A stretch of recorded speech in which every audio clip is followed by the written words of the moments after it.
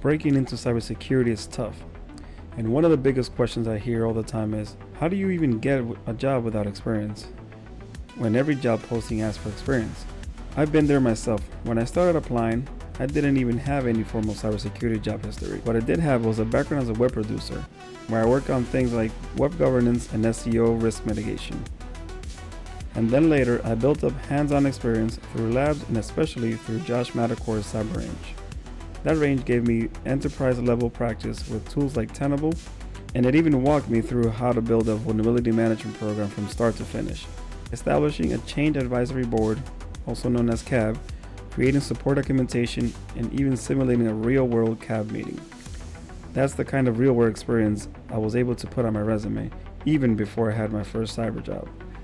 And that's what I'm going to show you today, how I tailor my resume to highlight both the transferable skills and lab projects, and then the most common interview questions you'll face as a vulnerability analyst, plus how to answer them with confidence, even if your experience only comes from labs. When I first started applying, my biggest concern was that my resume didn't include real cybersecurity experience from well-known companies.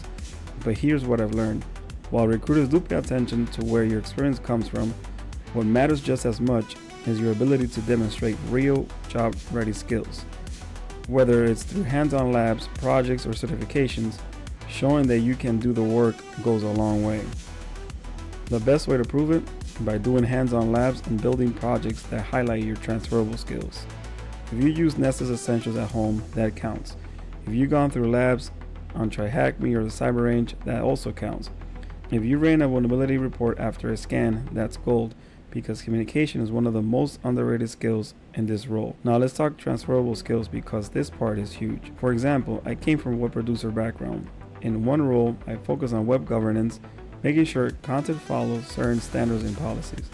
That ties directly to security governance.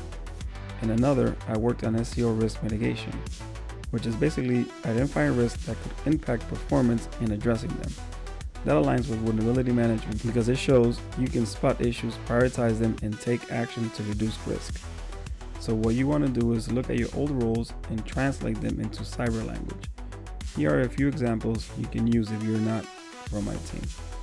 If you worked in customer service, that's frontline incident response, with triaging issues, documenting cases, escalating when necessary, and maintaining clear communication under pressure. All key skills in a SOC or help desk analyst role. If you worked in HR or compliance, that's policy enforcement and access control. You're already used to handling sensitive data, managing permissions, and ensuring that rules are followed, which translates directly into areas like GRC, governance, risk and compliance, and identity and access management, IAM. If you work in project management, that's coordinated with teams, tracking issues, and reporting progress. See how those all line up with vulnerability management? It's about showing the overlap, even if the job title wasn't security. Here's how you can turn any job into cybersecurity experience. Start by breaking down what you actually did day to day, then ask yourself, did I handle any kind of risk, errors, or mistakes? Did I follow or enforce any rules, policy, or standards? Did I deal with sensitive information or access control? Did I have to spot problems and help them fix them? Did I communicate issues to different teams or escalate them? If you answer yes to any of those, then guess what? You've already been doing cybersecurity fundamentals. Those are all cybersecurity skills. You're just describing them in a different context. Once you have those tasks, relabel them using cyber language. For example, following brand guidelines and becomes policy compliance. Helping customers troubleshoot becomes incident triage. Spotting errors in reports becomes risk identification and analysis. This way you're showing that you've already been practicing key cybersecurity concepts, just under a different name. And then of course, you combine that with your lab work. In my case, the Cyber Range was the game changer.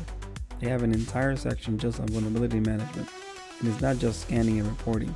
You actually go through the full life cycle, identifying issues, prioritizing them, creating remediation reports, and even simulating a CAB meeting where you walk IT and leadership through the risks. That's something you can confidently put on your resume because it mirrors the exact process real companies follow. Here's how you can word this kind of hands-on work on your resume under hands-on security projects. Perform authenticating scans using Nessus Essentials, Tenable in a lab environment. documented and prioritized vulnerabilities using CVSS, scoring, and VPR. Wrote vulnerability reports aligned with industry standard security controls such as NIST 853 and CIS controls, and created CAB documentation and simulated a CAB meeting to walk through remediation. That right there is specific. It shows enterprise level tools you've touched, and it proves you understand not just scanning, but the process. Alright, so let's say your resume gets you an interview. Now what? Here are the questions you've almost guaranteed to face for a vulnerability analyst role, and how to answer them, even if all your practice came from a home lab. Question 1. How do you prioritize vulnerabilities? Recruiters ask this because they want to know if you understand that not every vulnerability is urgent.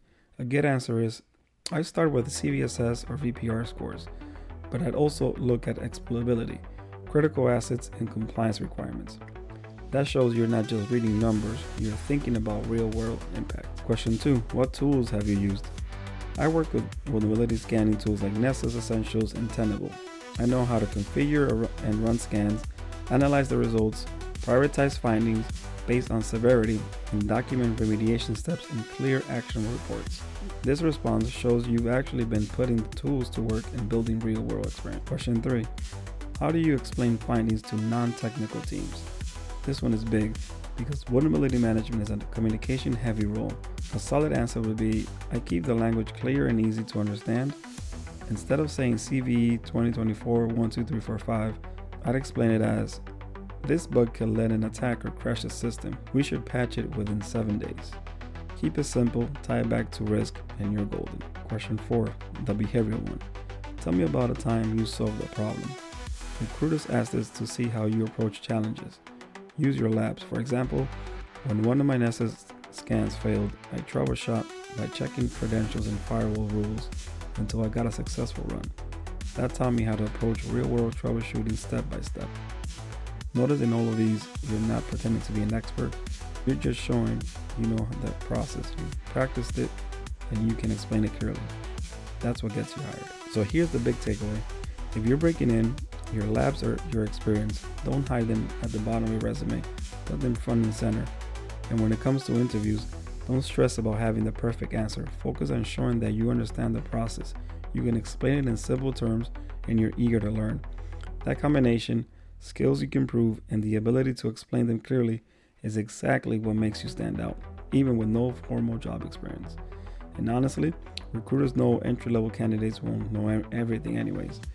They're looking for someone who shows potential, curiosity, and the ability to learn. If you can confidently walk them through your labs and your transferable skills, you're already ahead of most applicants. So that's how you build a resume without experience and prep for the most common interview questions you'll face as a vulnerability management analyst.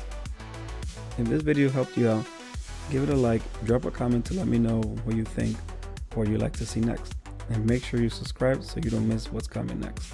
And as always, keep learning, keep scanning, and I'll catch you in the next one.